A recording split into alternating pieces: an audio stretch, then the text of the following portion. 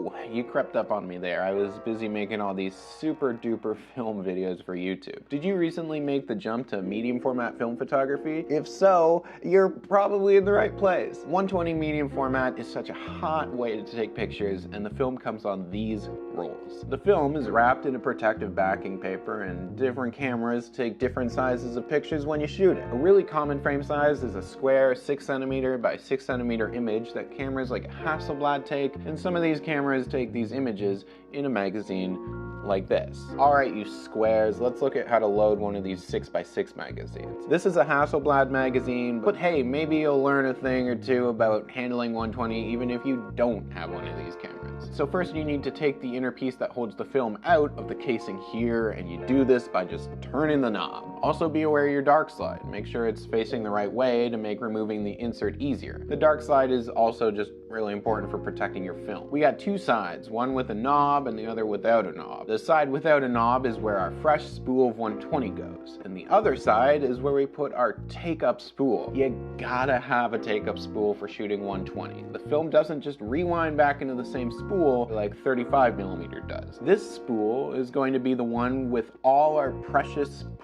medium format shots exposed onto it when you're done shooting. The other spool will be empty and become the next take-up spool. Thus is the circle of life. So put your fresh roll in here and your empty spool in here. The film always has to absolutely feed off the bottom of the roll. Pull it out and around across the pressure plate. Make sure that it slides under this little bar here that will be popped up when the insert knob is sitting straight. Now just feed that backing paper and onto the spool. Again, be sure that it's loading from the bottom. This advanced knob will only turn one way, so just start turning until the film is in place and you can kind of tighten it up. On the fresh roll side, we should have like an arrow or some sign that we want on the top here, just to know that we're right at the start. Super.